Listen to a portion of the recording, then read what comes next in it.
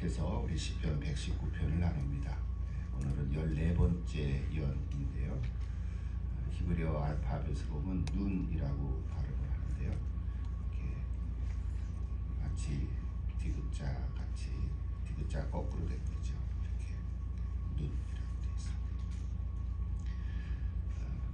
오늘 읽은 그 14번째 연주 가운데 우리가 잘 아는 유명한 구절이 하나 있죠. 그것이 105절입니다. 105절은 너무 잘 아는데 내 길의 빛이요, 내 길의 등이요.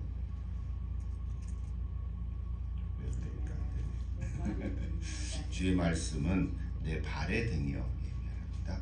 주의 말씀은 내 발의 등이요, 내 길의 빛이니이다. 그렇게 되어 있죠. 내 발의 등이요, 내 길의 빛이니이다. 자, 이 말씀은 너무 유명해서 우리가 잘 알고 또 널리 이렇게 애송되는 구절입니다. 왜 그런가 생각했더니 그 구절이 우리 인생의 삶을 그대로 잘 표현해주고 있기 때문에 그렇다고 생각을 합니다. 내 발에 등불이고 내 길에 빛이라는 것이 우리 인생의 모든 것을 포괄하고 있는 거죠. 우리 한 걸음을 내딜 수 있고 또 길에 빛이 되어서 우리가 삶의 목표를 이렇게 정하고 그대로 갈 수가 있습니다. 근데 흔히 이 구절은 그래서 인도하심에 대한 주제로 이렇게 교훈을 주기도 합니다. 나의 삶을 인도한다.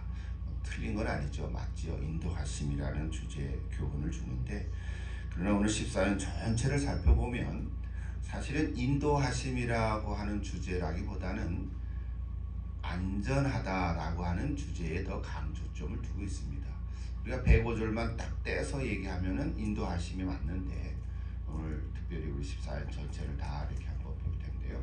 이렇게 보면 안전하다 하는 것이 더 이렇게 강조를 하고 있는 걸 볼 수 있습니다. 쉽게 말하면 어두운 밤에 넘어지지 않고 갈 길을 끝까지 잘 갈 수 있도록 이렇게 하는 것의 메시지입니다. 그래서 특별히 오늘 105절은 우리 14년 그 105절부터 112절까지 전체 서론이기도 하지만 우리가 지난번에 살펴봤던 12연과 13연도 같이 연결되어 있다 이렇게 이야기들을 합니다. 12연의 주제가 말씀의 견고함에 있다고 했고 13연은 지혜를 통한 명철함에 강조점이 있다면 오늘 14연은 그래서 경건한 다짐 혹은 결단 여기에 이렇게 좀 강조점을 이렇게 두고 있습니다. 특별히 이제 읽어가겠지만 105절, 106절, 110절, 112절 이렇게 한 세 절에 이렇게 그것이 드러나 있습니다. 경건한 결단이다 이런 얘기를 우리가 좀 나눌 수 있습니다. 이제 한 절씩 같이 좀 읽어보십시다. 저는 14연 105절부터 112절까지인데 천천히 다 같이 읽겠습니다. 105절입니다. 주의 말씀은 내 발의 등이요 내 길의 빛이니이다. 주의 의로운 규례들을 지키기로 맹세하고 굳게 정하였나이다. 나의 고난이 매우 심하오니 여호와여 주의 말씀대로 나를 살아나게 하소서.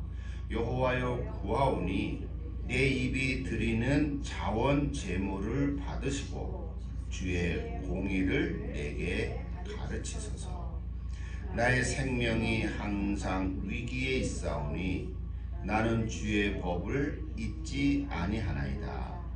악인들이 나를 해하려고 올무를 놓았사오나 나는 주의 법도들에서 떠나지 아니하였나이다. 주의 증거들로 내가 영원히 나의 기업을 삼았사오니 이는 내 마음의 즐거움이 됨이니이다. 내가 주의 율례들을 영원히 행하려고 내 마음을 기울였나이다. 자, 유명한 105절 앞서도 언급했지만 인도하심이라기보다는 경건한 삶에 대한 결단이라고 볼 수 있습니다. 자, 등, 빛 이런 단어 일일이 다 설명하지는 할 필요가 없겠지만 이렇게 안전하게 지켜주신다. 여기에 약속입니다. 위험한 곳으로 가지 않도록 지켜주기에 등과 빛은 필요합니다. 그래서 등불이 필요한 것은 예를 들면 오른쪽으로 갈지 왼쪽으로 갈지 이렇게 선택의 어떤 기로에서 택하는 교훈이라기보다는 바른 길로 계속 갈 때 넘어지지 않도록 위험에 처하지 않도록 이렇게 해준다는 거죠.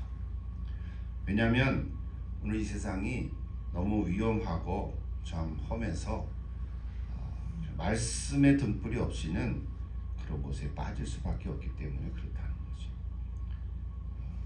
이런 개념의 말씀이 시편 56편 13절에 나와 있습니다. 뭐 찾으셔도 되고 들으셔도 돼요. 시편 56편 13절인데 이렇게 되어 있어요. 주께서 내 생명을 사망에서 건지셨음이라. 주께서 나로 하나님의 앞 생명의 빛에 다니게 하시려고 실족하지 아니하게 하지 않으셨나이까 그랬어요. 실족하지 아니하게 한다는 거, 이게 참 귀한 일입니다. 여러분, 조금만 잘못해도 우리는 딴 길로 갈 수가 있거든요. 조금만 삐끗하면 넘어질 수 있거든요. 그래서 오늘 이 105절은 올바른 길로 똑바로 걸어가도록 우리를 지켜주시고 함정에 빠지지 않도록 보호해주고 또 죄에 빠지지 않도록 이렇게 함께 해주신다는 거죠. 이 구절에 이 교훈에 더 강조점을 우리가 둘 수가 있습니다. 이에 대해서 106절은 이 105절의 적절한 반응을 보여주고 있습니다. 106절 다시 보십시오. 주의 의로운 규례들을 지키기로 맹세하고 굳게 정하였나이다 그랬죠. 그러니까 105절만 따로 떼서 이제 끝났으면 괜찮은데 이제 우리 계속 읽어가야 되니까 그 106절을 연결해서 보면 주의 등불이 비추는 대로 걸어가도록 확실하게 결단하고 그리고 뭐 정했다, 즉 서약, 다짐을 했다는 거거든요. 주의 말씀을 등불로 의지하겠다는 이런 서약은 사실은 하나님의 은혜를 주셔야만 가능한 일입니다. 내 스스로의 노력으로 되어지는 건 아니죠. 그래서 여기 106절은 오만한 자기 확신에 찬 맹세라기보다는 하나님의 은혜인 것을 고백하는 마음입니다. 물론 다짐합니다, 뭐 이렇게 정했습니다, 이렇게 얘기했지만 그건 내 스스로가 뭐 이렇게 이를 악물고 주먹을 불끈 쥐고 이렇게 하겠다라는 것보다는 하나님이 주신 은혜에 고백하는 거죠. 사실 우리는 하나님의 은혜를 많이 받습니다. 어제도 생각하면서 기도하는데 돌아온 생애를 쭉 이렇게 떠올리는 시간을 갖게 됐습니다. 뭐 잠깐 기도한다 했는데 1시간이 휙 지나갔어요. 근데 잘 생각해 보니까 그때마다 하나님의 은혜를 많이 주셨어요. 순간순간 또는 어떤 그 중요한 고비마다. 그런데 어떨 때는 그 하나님의 은혜를 받고도 내가 다 이렇게 잃어버릴 때가 많았던 것을 이렇게 느끼게 됐어요. 하나님의 은혜를 많이 받았는데 다 그냥 쏟아버리고 까먹는 거예요. 그럴 때가 있어요. 뭐 그런 것만 생각하니까 또 그런 것만 더 많이 생각이 났는지도 모르지만 여전히 하나님은 그런데요. 나는 후회하는 것 같지만 하나님은 그 은혜를 주셔서 또 인도하시고 또 바른 길로 하시고 그렇게 해서 오늘 여기까지 온 것을 이렇게 생각하게 됐습니다. 아마 여러분의 인생도 그럴 거예요. 지난 30년 혹은 뭐 50년, 10년 돌이켜보면 참 감사한 게 많겠지만 이게 다 하나님의 은혜거든요. 그러니까 하나님의 은혜를 주셨는데 어쩌면 우리가 그것을 잃어버릴 때도 있고 까먹을 때도 있거든요. 오늘 이 시인은 그렇게 고백하는 거예요. 그래서 내가 이제는 말씀을 지키기로 맹세하고 굳게 정했습니다. 이제 다짐하는 거죠. 그래서 나의 맹세가 오만한 자기 확신이 아니라는 사실을 우리 107절에서 분명히 드러내고 있습니다. 107절 다시 보세요. 나의 고난이 매우 심하오니 여호와여 주의 말씀대로 나를 살아나게 하소서 그랬어요. 지난날에 하나님 나에게 은혜를 많이 베풀어 주셨는데 지금 현장도 보니까 지금 상황도 고난 중에 있다는 거예요. 그래서 시인은 주님 앞에 나를 회복해 달라고 기도하는 거예요. 여호와의 주의 말씀대로 나를 살아나게 하소서 그랬죠. 여러분 우리가 한번 회복하면 그대로 쭉 가면 얼마나 좋겠습니까? 그렇죠? 하나님 한번 믿고 하나님 인도하신 대로 쭉 가면 얼마나 좋겠어요. 근데 거의 그러지가 못하거든요. 그래 이럴 때마다 오늘 여기 시인의 고백처럼 나의 고난이 매우 심하오니 여호와의 주의 말씀대로 나를 살아나게 하소서. 여러분 우리도 살다가 고난 중에 있을 때가 있잖아요. 그럴 때 꼭 기억하는 게 뭐죠? 오늘 꼭 이 시편만이 아니라 시편을 이렇게 묵상할 때마다 꼭 잊지 말아야 할 거 메시지 하나 있죠. 우리가 힘들고 어려울 때 하나님 앞에 나와 기도할 수 있다는 것, 내가 하나님 앞에 나오겠다고 마음 먹는 것, 내가 고난이나 어려운 형편에 있을 때 세상으로 나가지 아니하고 세상 지혜를 얻지 아니하고 하나님 앞에 나와서 기도하겠다고 하는 것, 기도할 수 있다고 하는 것, 그거 하나만 가져도 일단 시작은 되는 것, 회복의 시작은 되는 거거든요. 이게 바로 성숙한 신앙인의 모습. 여러분 다 이렇게 되기를 바랍니다. 힘들고 어려움이 있을 때 하나님 앞에 나와서 그냥 기도하는 거예요. 여러분 고난이 없으면 좋겠지만, 그렇죠? 고난이 없으면 좋겠지만 고난이 있더라도 하나님 앞에 나와서 기도할 줄만 안다면 그러면 되는 거죠. 시작이 되는 거죠. 여러분 꼭 기도하시기를 바랍니다. 그래서 여기 108절이 그 다음에 나오는 겁니다. 108절 보십시오. 이게 전반부의 결론인데요. 넉절의 결론인데 같이 한번 읽어볼까요? 108절 여호와여 구하오니 내 입이 드리는 자원 제물을 받으시고 주의 공의를 내게 가르치소서 그랬어요. 제가 오늘 시편 14번째 연을 쭉 읽고 또 묵상하면서 또 참고책도 보고 하면서 105절이 너무 유명한 기절이기 때문에 105절에 강조가 있기는 하지만 오히려 저는 108절에 더 은혜가 됐습니다.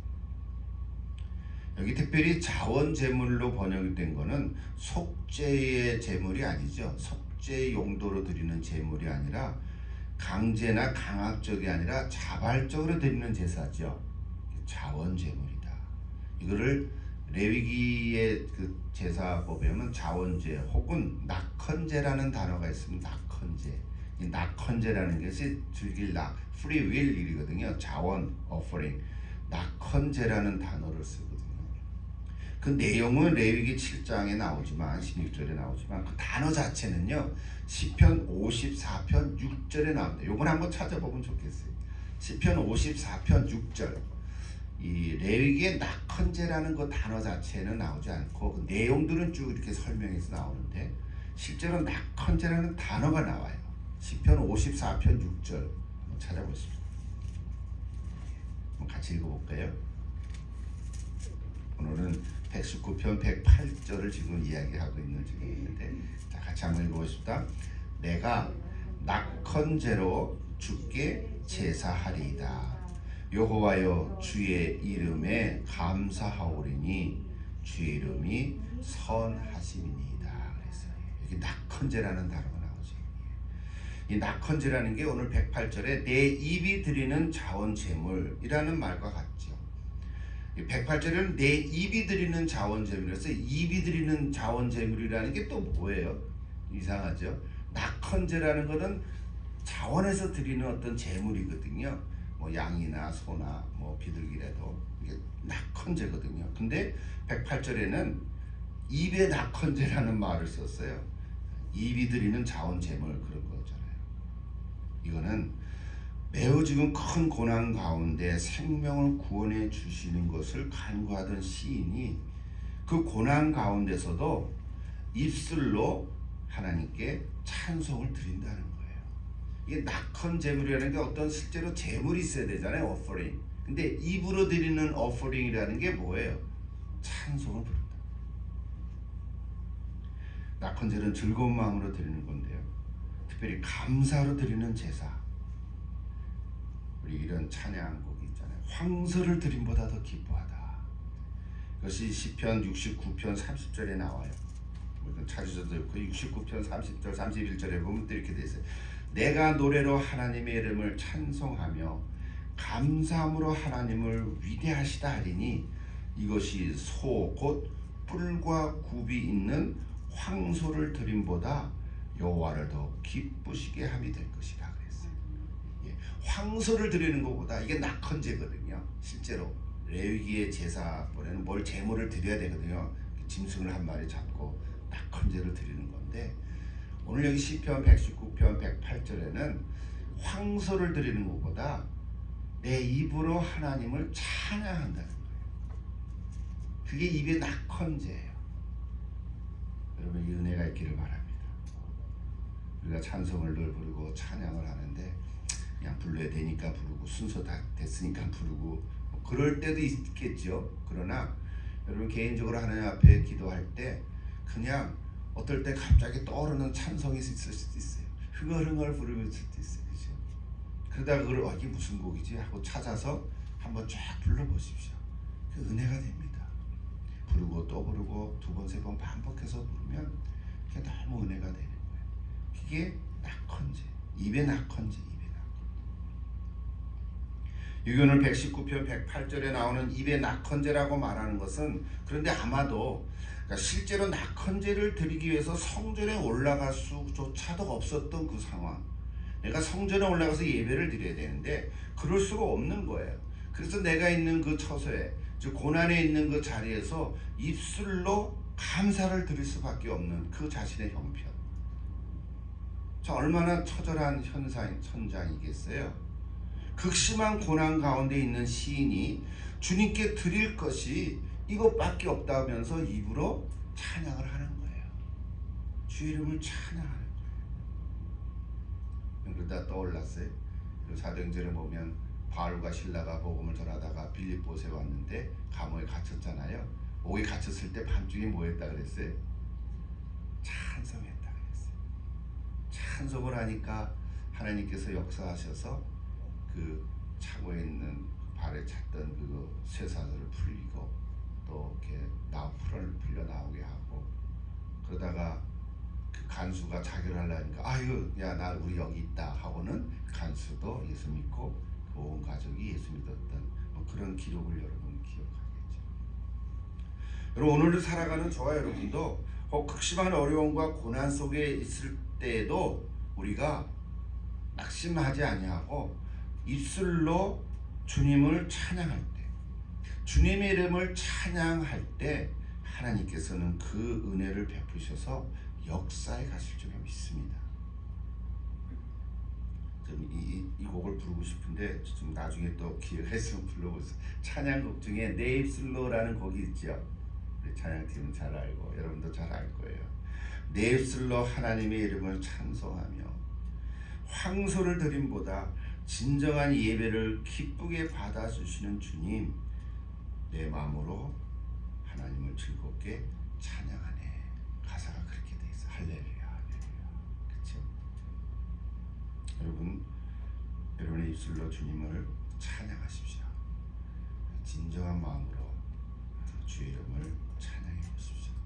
그리하면 주께서 공의로 여러분을 다스려 주실 것입니다.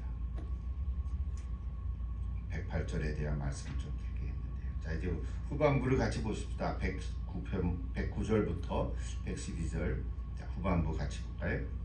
자 109절에서 그래서 시인은 자신의 생명이 매우 어려운 가운데 있다고 말을 하면서 이거는 107절의 상황과 다시 언급하는 거죠. 자, 이 표현을 직역하면 나의 생명이 항상 내 손에 들어있다 이렇게 말하는 거예요. 한국식으로 얘기하면 내 목숨을 걸었어 이런 뜻이에요. 나의 생명이 항상 내 손에 있다. 영어로도 보면 그렇게 돼 있어요. I take my life in my hands. 자기를 도와줄 사람이 모두 떠나서 없고 혼자 남은 거예요. 자기 생명을 보호해 줄 것도 없어요. 이제는 생명의 위험에 그대로 노출되어 있다는 거거든요. 그렇지만 이 시인은 가장 안전한 피난처가 있는데 바로 하나님의 말씀을 통해서 찾았다는 거예요. 그래서 두려워하지 않고 주님의 말씀을 잊지 않겠다고 결단하는 것입니다. 110절은 그래서 이런 모습을 본 악인들이 그냥 놔두지를 않고 그래서 시인을 잡으려고 그 앞에 올무를 놓았다 그런 거죠. 올무라는 게 걸려 넘어지도록 만든 덫이거든요. 교모하게 악인들은 올무를 놓습니다. 한 걸음 잘못되면 타격을 입을 수도 있거든요. 개인적으로는 뭐 욕망이라는 어떤 걸림돌, 교만이라는 올무일 수도 있고요. 또는 용서하지 않는 어떤 마음이라는 올무일 수도 있고요. 공동체적으로는 넘어뜨리는 어떤 그런 복수심의 올무일 수도 있고요. 이 올무라는 게 뭐 얼마나 많겠어요. 그러나 사람들은 자기의 힘과 지혜로 올무에서 벗어나 보려고 하지만 오늘 이 시인은 주의 법도에서 떠나지 않겠다 그런 다짐을 하는 것입니다. 여러분서 살다가 걸려 넘어질 때가 있지 않겠어요? 걸려 넘어지게 하는 그 사람을 비난하고 또는 걸려 넘어지는 그 사람 because of you, 너 때문에 이랬다 라고 말할 수도 있지만 또 시인은 그렇게 얘기하지 않냐고 오히려 하나님의 말씀 그 법도에서 내가 떠나지 않겠다. 이것이 나를 안전하게 하는 거다. 그렇게 얘기를 하는 것입니다. 마지막 그 두 절을 보십시다. 111절은 그래서 주님의 증거가 나의 기업이다 라고 고백을 하고 있죠. 이전에 이스라엘 백성들은 요단강을 건너 가나안으로 들어가서 땅을 기업으로 분배를 받았습니다. 그것이 다 기업이라고 표현을 했는데 오늘 이 시인은 그 땅이 나의 기업이 아니고 그것이 내 생명을 보존해 준다고 말하지 아니하고 오히려 하나님의 말씀이 내 기업이다. 좀 추상적이기도 하죠. 근데 하나님의 말씀이 내 기업이다. 그리고 내 마음에 큰 기쁨이다. 이렇게 고백을 하는 거예요. 그럼 111절 주의 증거들로 내가 영원히 나의 기업을 삼았사오니 이는 내 마음의 즐거움이 됩니다. 여러분 이런 고백이 있습니까? 나의 말씀이 나의 기업이다. 주님의 말씀이 나의 기업이다. 마지막 112절 같이 한번 읽을까요? 112절 내가 주의 율례를 영원히 행하려고 내 마음을 기울였나이다. 그래서 이게 마음을 기울인다. 이게 중요한 표현이죠. 마음을 기울인다. 다른 번역들을 보니까 또 영어로 보니까 이렇게 됐어요. My heart is set on keeping your decrees. 그러니까 내 마음이 정했다는 거예요. set 됐다. 내 마음은 정했습니다. 무엇에 대해서 keep your decree. 주의 말씀에 정했다. 말씀을 지키라고 정했다. 지키기로 정했다. 다짐했다는 거죠. 주님의 규례를 지키는 일. 다짐했다는 것. 이게 참 중요하죠. 이랬다 저랬다 하지 않는 거예요. 이런 마음을 정했다는 것은 그런 거잖아요. 셋했어. 오케이. 내 마음을 정했어. 이랬다 저랬다 하지 않는 거죠. 정했으면 왔다 갔다 하지 않는 거죠.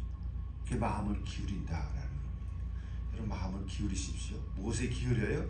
주의 말씀에 마음을 기울이십시오. 마음을 다 하십시오. 이래저래 하지 마시고 온전히 많은 말씀에 기울여십시오. 자 오늘 119편 114번째 예언을 통해서 오늘은 105절이 유명한 기절이라서 105절이 있는 그 예언을 통해서 얼마나 큰 은혜가 되는지요. 자 105절을 통해서 말씀이 나를 인도하심이라고 하는 메시지가 있지만 동시에 그 이상으로 주님의 말씀만이 나의 기업이다. 이 고백하고 내 입술로 주님의 이름을 찬양하고 그래서 내가 주의 말씀을 지키기로 다짐하고 결단합니다.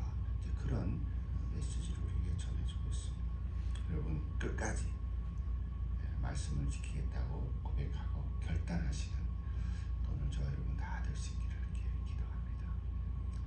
함께 기도하십시다.